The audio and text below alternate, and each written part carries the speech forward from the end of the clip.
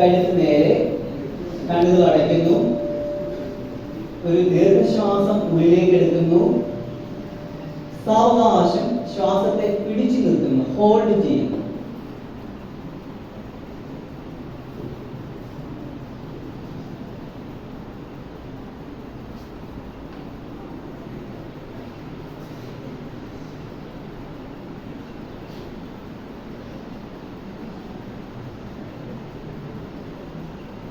സാവകാശം ശ്വാസത്തെ പുറത്തേക്ക് വിട്ട് മെല്ലെ കണ്ണുകൾ തുറക്കാവുന്നതാണ്.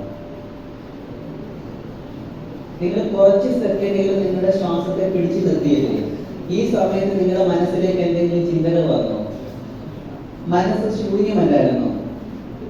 അപ്പൊ നിങ്ങളിപ്പോ എങ്ങോട്ടാ നോക്കിയത്? നിങ്ങളുടെ ഉള്ളിലേക്കാണ് നോക്കിയില്ലേ? ശ്വാസത്തെ ശ്രദ്ധിച്ച് ഉള്ളിലേക്ക് നോക്കിയപ്പോഴത്തേക്ക് നിങ്ങളുടെ മനസ്സിനെ നിങ്ങൾ ശാന്തമാക്കാൻ പറ്റിയില്ലേ? ഈ ശാന്തത നമുക്ക് എല്ലാ സമയത്തും ഇങ്ങനെ കൊണ്ടുപോകാൻ പറ്റും. അപ്പൊ അതിന് നമ്മൾ ഇപ്പൊ ശ്വാസത്തിൽ ശ്രദ്ധിച്ചു. ഇനി എന്തിൽ ശ്രദ്ധിച്ചാൽ നമുക്ക് ഒന്നുകൂടെ? ശ്വാസത്തിൽ ശ്രദ്ധിച്ചാൽ മാത്രം പറ്റില്ല, കുറെ കഴിയുമ്പോൾ വീണ്ടും പഴയതുപോലെ ആവും. അപ്പൊ എന്ത് ചെയ്യണം?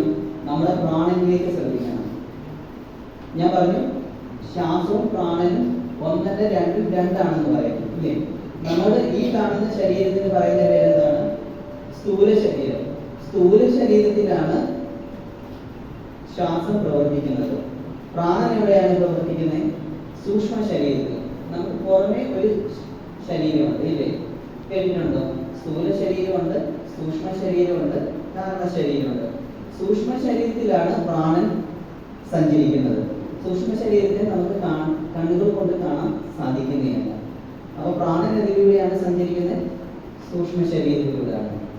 നമുക്ക് എങ്ങനെ അറിയാൻ പറ്റും സൂക്ഷ്മ ശരീരത്തിനെ? നമുക്ക് നോക്കാം. ഒന്ന് സോന എന്നല്ലേ പേര് പറഞ്ഞേ? സോന, ഈ വാച്ച് ആരുടെയാ? എന്റെ. അത് കൂടി തന്നെ.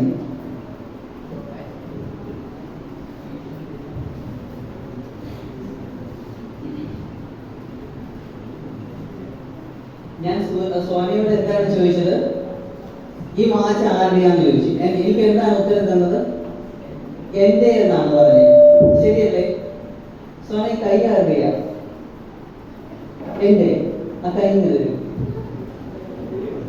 കൈ തരൂ. ഞാൻ വാച്ച് ചോദിച്ചപ്പോ എന്ത് തന്നു? വാച്ച് ഊരി തന്നു. എന്റെ എന്ന് പറഞ്ഞ വാച്ച് എനിക്ക് ഊരി തന്നു. കൈ ആരുടെയാന്ന് ചോദിച്ചപ്പോ എന്ത് പറഞ്ഞു? അതും എന്റേന്നാ പറഞ്ഞു. അപ്പൊ കൈ എനിക്ക് തരണ്ടേ? ഇത് ഊരി തരണ്ടേ? എന്റേന്ന് തന്നെ പറഞ്ഞത്. അപ്പൊ എന്റെ എന്ന് പറയുമ്പോ ആ ഞാനെന്ന് പറയുന്ന ഒരാളപ്പോ അവിടെ ഇല്ലേ? മനസ്സിലാവുന്നുണ്ടോ? അതാണ് നമ്മൾ പറയുന്നത് സൂക്ഷ്മ ശരീരം. മനസ്സിലാവുന്നുണ്ടോ? അപ്പൊ നമുക്ക് സ്ഥൂല ശരീരമുണ്ട്, സൂക്ഷ്മ ശരീരമുണ്ട്. മനസ്സിലാവുന്നുണ്ടോ? ആ സൂക്ഷ്മ ശരീരത്തിലാണ് ഈ പ്രാണൻ സഞ്ചരിച്ചുകൊണ്ടിരിക്കുന്നത്. മനസ്സിലാവുന്നു? അപ്പം നമ്മുടെ മനസ്സിനെ നിയന്ത്രിക്കാൻ എന്തൊക്കെ ശ്രദ്ധിക്കണം? ശ്വാസത്തെ ശ്രദ്ധിക്കണം, പ്രാണനിലേക്ക് കടക്കണം,